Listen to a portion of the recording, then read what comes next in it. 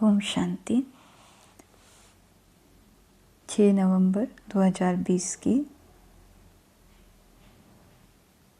मीठे प्यारे बाबा की साकार मुरली है। बाबा ने कहा, मीठे बच्चे, तुम अभी गॉडली सर्विस पर हो। तुम्हें सबको सुख का रास्ता बताना है, स्कॉलरशिप लेने का पुरुषार्थ करना है। फिर प्रश्न है, तुम बच्चों की बुद्धि में जब ज्ञान की अच्छी धारणा हो जाती है तो कौन सा डर निकल जाता है?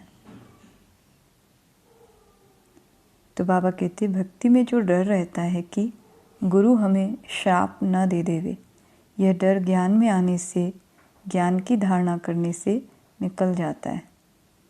क्योंकि ज्ञान मार्ग में श्राप देने कोई दे ना सके। रावण श्राप देता है, बाप वर्षा देते हैं। रिद्धि सिद्धि सिखलाने वाले ऐसा तंग करने का, दुख देने का काम करते हैं। ज्ञान में तो तुम बच्चे सबको सुख पहुंचाते हो। तो कौन सा डर खत्म हो जाता है? गुरु आदि के श्राप का। ज्ञान में आने से ये डर खत्म हो जाता है, क्योंकि ज्ञान हमको श्रेष्ठ कर्म सिखाता है, किसी को श्राप देना नहीं। ओम शांति। मीठे मीठे रूहानी बच्चों प्रति रूहानी बाप बैठ समझाते, तुम पहले आत्मा हो, यह पक्का निश्चय रखना है। बच्चे जानते हैं हम आत्माएं परम धाम से आती हैं यहाँ शरीर लेकर पाठ बजाने। आत्मा ही पाठ बजाती है, मनुष्य फिर समझते शरीर ही पाठ बजाते हैं। यह है बड़े ते बड़ी भूल, जिस कारण आत्मा को कोई जानते नहीं। इस आवागमन में हम आत्माएं आती है, इस बात को भूल जाते हैं। इसलिए बाप को ही आकर आत्माभिमानी बनाना पड़ता है। यह बात भी कोई नहीं जानते, बाप ही समझाते हैं। आत्मा कैसे पाठ बजाती है? मनुष्य के मैक्सिमम 84 जन्मों से लेकर मिनिमम है 1-2 जन्म। अधिकतम एक आत्मा 84 जन्म और कम से कम 1-2 जन्म लेती है। आत्मा को पुनर्जन्म तो लेते रहना है।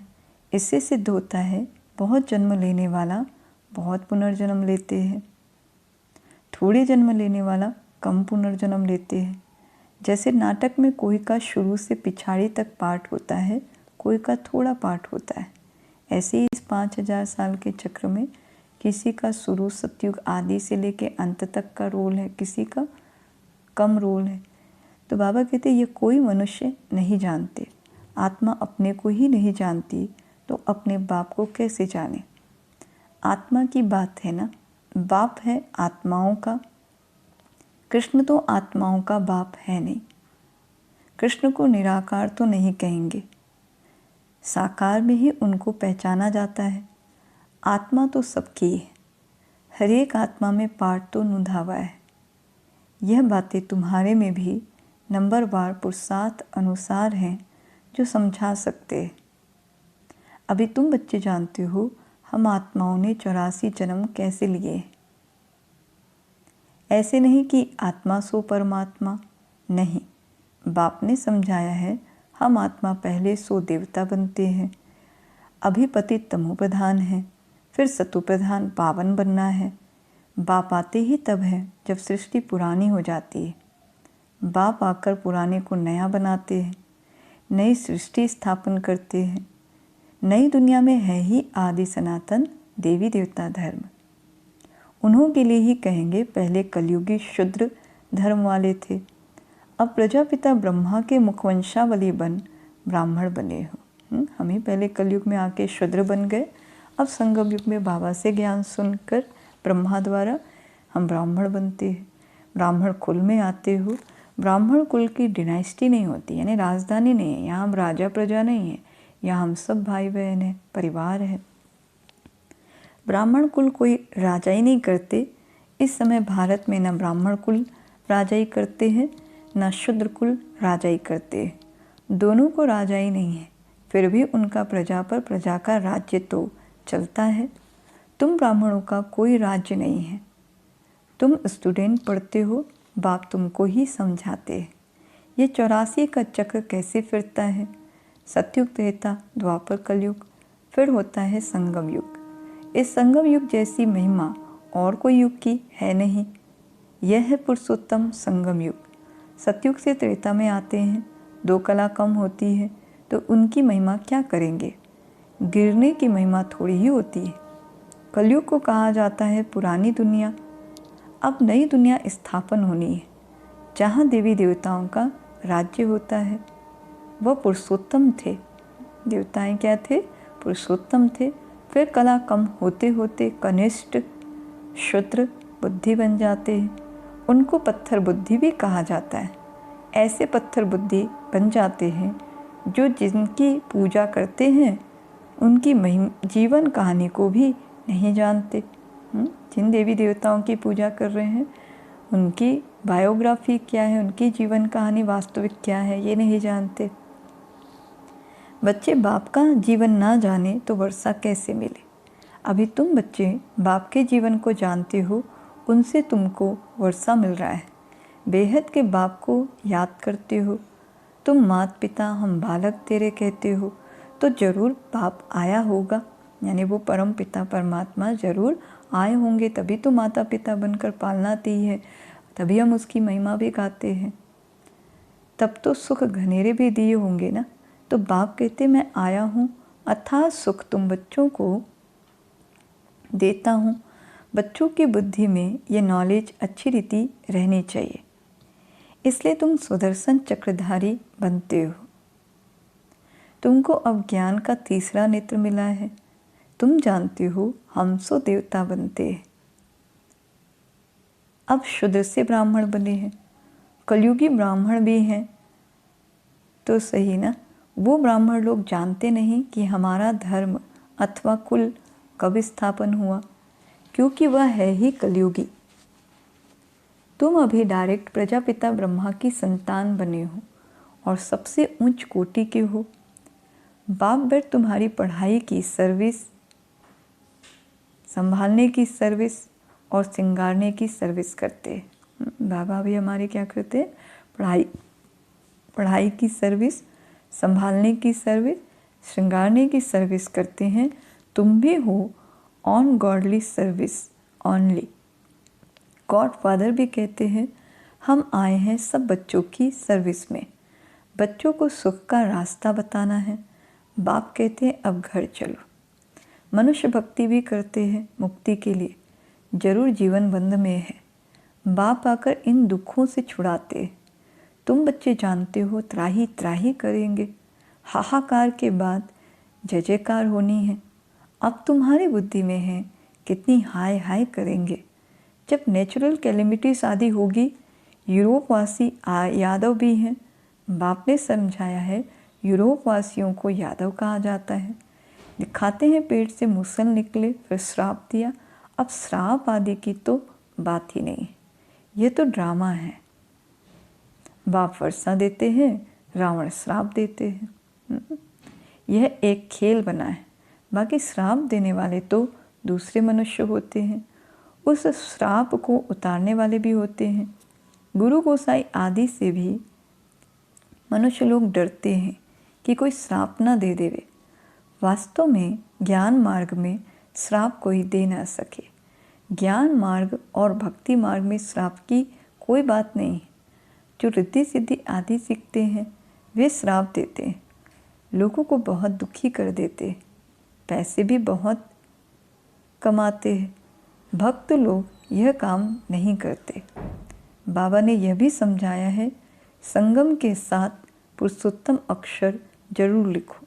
त्रिमूर्ति अक्षर भी जरूर लिखना है और प्रजापिता अक्षर भी जरूरी है, क्योंकि ब्रह्मा नाम भी बहुतों के हैं। प्रजापिता अक्षर लिखेंगे तो समझेंगे साकार में प्रजापिता ठहरा। सिर्फ ब्रह्मा लिखने से सूक्ष्म वतन वाला समझ लेते हैं। ब्रह्मा विष्णु शंकर को भगवान कह देते हैं। प्रजापिता कहेंगे तो समझा सकते हो प्रजापिता तो यहाँ है, सूक्ष्म वतन में कैसे हो सकता है? माना ब्रह्मा कोई ऊपर में बैठकर सृष्टि नहीं रचते, लेकिन एक साकार मनुष्य को ही, वृद्ध मनुष्य को ही परमात्मा ब्रह्मा के रूप में रचते हैं। तो बाबा कहते सूक्ष्म वतन में कैसे हो सकता है? विष्णु को जो दिखाते हैं ब्रह्मा की नाभि से निकला, तुम बच्चों को भी ज्ञान मिला है, नाभि आदि की कोई बात नहीं है। ब्रह्मा सो विष्णु, विष्णु सो ब्रह्मा कैसे बनते हैं?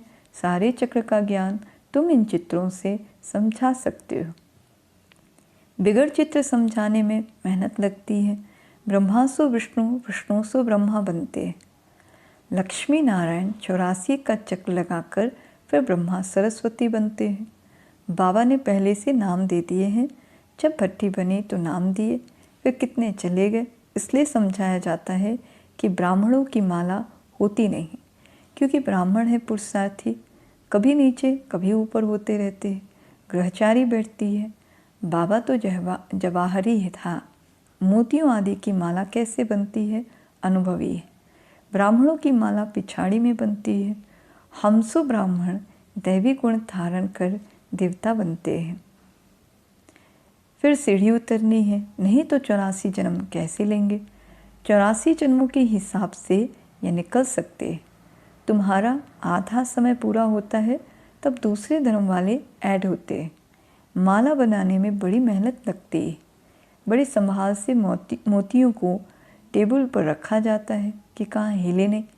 फिर सुई से डाला जाता है, कहाँ ठीक ना बने तो फिर माला तोड़नी पड़े। ये तो बहुत बड़ी माला है। बाबा भी हम आत्माओं की क्या बना रहे हैं? माला बना रहे हैं। तो बाबा कहते हैं ये तो बहुत बड़ी माला है, तुम बच्चे जानते हो, हम पढ़ते हैं नई दुनिया के लिए। बाबा ने समझाया है कि स्लोगन बनाओ, हम शूद्र सो ब्राह्मण, ब्राह्मण सो देवता कैसे बनते हैं आकर समझो। इस चक्र को जानने से तुम चक्रवर्ती राजा बनेंगे, स्वर्ग का मालिक बन जाएंगे। ऐसे स्लोगन बनाकर बच्चों को सिखलाना चाहिए। बाबा युक्तियाँ तो बहुत बतलाते हैं, वास्तव में वैल्यू तुम्हारी है। तुमको हीरो हीरोइन का पार्ट मिलता है, हीरे जैसा तुम बनते हो। फिर 84 का चक्र लगाए कौड़ी मिसल बनते हो। अब जबकि हीरे जैसा जन्म मिलता है तो कौड़ियों पिछाड़ी क्यों पड़ते हो? ऐसे भी नहीं कि कोई घर बार छोड़ना है। बाबा तो कहते गृहस्थ व्यवहार में रहते कमल फूल समान पवित्र रहो और सृष्टि चक्र की नॉलेज को जानकर दैवी गुण भी धारण करो, तो तुम हीरे जैसा बन जाएंगे। बरोबर भारत 5000 वर्ष पहले हीरे जैसा था। यह है एम ऑब्जेक्ट। इस चित्र को, लक्ष्मी नारायण के चित्र को बहुत महत्व देना है। तुम बच्चों को बहुत सर्विस करनी है। प्रदर्शनी म्यूजियम में विहंग मार्ग की सर्विस बिगड़ तुम प्रजा कैसे बनाएंगे? भल इस ज्ञान को सुनते भी हैं, परंतु उच्च पद कोई विरले पाते हैं। उसके लिए ही कहा जाता है कोर्टों में कोई स्कॉलरशिप भी कोई लेते हैं ना। 40-50 बच्चे स्कूल में होते हैं, उनसे कोई एक स्कॉलरशिप लेता है, कोई थोड़ा प्लस में आ जाता है तो उनको भी देते हैं। यह भी ऐसे है, प्लस में बहुत हैं, 8 दाने हैं, 100 भी नंबरवार है ना। वह पहले पहले राजगद्दी पर बैठेंगे, फिर कला कम होती जाएगी। लक्ष्मी नारायण का चित्र है नंबर 1, उनकी भी डिनाइस्टी चलती है, परंतु चित्र लक्ष्मी नारायण का ही दिया हुआ है। यहाँ तुम जानते हो चित्र तो बदलते जाते हैं। चित्र देने से क्या फ़ायदा? नाम रूप देश काल सब बदल जाता है। मीठे मीठे रूहानी बच्चों को रूहानी बाप बैठ समझाते। कल पहले भी बाप ने समझाया था। ऐसे नहीं कृष्ण ने गोप गोपियों को सुनाया। कृष्ण के गोप गोपियाँ होते नहीं, न उनको ज्ञान सिखाया जाता है। वह तो है सतयुग का प्रिंस, वहाँ कैसे राजयोग सिखाएंगे? वह पतित को पावन बनाएंगे। अब तुम अपने बाप को याद करो। बाप फिर टीचर भी है। टीचर को स्टूडेंट कभी भूल ना सके, बाप को बच्चे भूल ना सके, गुरु को भी भूल ना सके। बाप तो जन्म से ही होता है। टीचर 5 वर्ष बाद मिलता है, फिर गुरु वानप्रस्थ में मिलता है। जन्म से ही गुरु करने का तो कोई फ़ायदा नहीं है। गुरु की गोद लेकर भी दूसरे दिन मर जाते, फिर गुरु क्या करते? गाते भी हैं सदगुरु बिना गति नहीं। सदगुरु को छोड़ वह फिर गुरु कह देते हैं। गुरु तो ढेर है। बाबा कहते, बच्चे तुम्हें कोई देहधारी गुरु आदि करने की दरकार नहीं है। तुम्हें किसी से भी कुछ मांगना नहीं है। कहा भी जाता है मांगने से मरना भला। सबको चिंता रहती है हम कैसे अपने पैसे ट्रांसफ़र करें। दूसरे जन्म के लिए वह ईश्वर अर्थ दान पुण्य करते हैं तो उसका रिटर्न इस ही पुरानी सृष्टि में अल्पकाल के लिए मिलता है। यहाँ तुम्हारा ट्रांसफ़र होता है नई दुनिया में और 21 जन्मों के लिए तन मन धन प्रभु के आगे अर्पण करना है। सो तो जब आए तब अर्पण करेंगे ना। प्रभु को कोई जानते ही नहीं है तो गुरु को पकड़ लेते हैं। धन आदि गुरु के आगे अर्पण कर देते हैं। वारिस नहीं होता है तो सब गुरु को देते हैं। आजकल कायदे अनुसार ईश्वर अर्थ भी कोई देते नहीं है।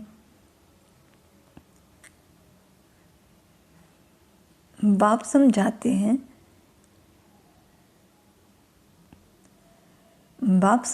हैं, मैं गरीब निवाज हूँ इसलिए मैं आता ही भारत में हूँ। तुमको आकर विश्व का मालिक बनाता हूँ।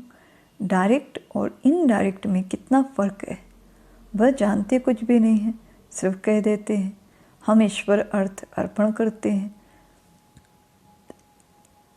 है सब बेसमझी। तुम बच्चों को अब समझ मिलती है तो तुम बेसमझ से समझदार बने हो। बुद्धि में ज्ञान है। बाप तो कमाल करते हैं। जरूर बेहद के बाप से बेहद का वर्षा मिलना ही चाहिए। बाप से तुम वर्षा लेते हो सिर्फ दादा द्वारा। दादा भी उनसे वर्षा ले रहे हैं। वर्षा देने वाला एक ही है, उनको ही याद करना है। बाप कहते, बच्चे मैं इनके बहुत जन्मों के अंत में आता हूँ, इनमें प्रवेश कर इनको भी पावन बनाता हूँ, जो फिर यह फरिश्ता बन जाते हैं। बैच पर तुम बहुत सर्विस कर सकते हो। तुम्हारा यह सब है अर्थ सहित पैजेस। यह तो जे दान देने वाला चित्र है। इनकी वैल्यू का किसी को भी पता नहीं है। और बाबा को हमेशा बड़ी चीज़ पसंद आती है जो कोई भी दूर से पढ़ सके। अच्छा, मीठे मीठे सिखिलदे बच्चों प्रति माता पिता बाप दादा का याद प्यार और गुड मॉर्निंग। रूहानी बाप की रूहानी बच्चों को नमस्ते और हम सब रूहानी बच्चों की रूहानी बाप दादा को याद प्यार, गुड मॉर्निंग और नमस्ते। फिर धारणा के लिए मुख्य सार है। पहला है, बाप से बेहद का वर्षा लेने के लिए डायरेक्ट अपना तन मन धन ईश्वर के आगे अर्पण करने में समझदार बनना है। अपना सब कुछ 21 जन्मों के लिए ट्रांसफ़र कर लेना है। दूसरा, जैसे बाप पढ़ाने की, संभालने की और सिंगारने की सर्विस करते हैं, ऐसे बाप समान सर्विस करनी है। जीवन बंध से निकाल सबको जीवन मुक्ति में ले जाना है। जीवन बंध से निकाल सबको जीवन मुक्ति में ले जाना है। फिर वरदान है, सर्व खजानों की इकोनॉमी का बजट बनाने वाले महीन पुरुषार्थी भव। सर्व खजानों की इकोनॉमी का बजट बनाने वाले महीन पुरुषार्थी भव। विस्तार, जैसे लौकिक रीति में यदि इकोनॉमी वाला घर ना हो तो ठीक रीति से नहीं चल सकता, ऐसे यदि निमित्त बने हुए बच्चे इकोनॉमी वाले नहीं हैं तो सेंटर ठीक नहीं चलता। वह हुई हद की प्रवृत्ति, यह है बेहद की प्रवृत्ति। तो चेक करना चाहिए कि संकल्प, बोल और शक्तियों में क्या क्या एक्स्ट्रा खर्च किया। जो सर्व खजानों की इकोनॉमी का बजट बनाकर उसी अनुसार चलते हैं, उन्हें ही महीन पुरुषार्थी कहा जाता है। उनके संकल्प, बोल, कर्म और ज्ञान की शक्तियाँ कुछ भी व्यर्थ नहीं जा सकती। स्लोगन है, स्नेह के खजाने से माला बन, स्नेह के खजाने से माला माल बन, सबको स्नेह दो और स्नेह लो। स्नेह के खजाने से मालावान बन, सबको स्नेह दो, स्नेह लो। इच्छा। ओम शांति। ओम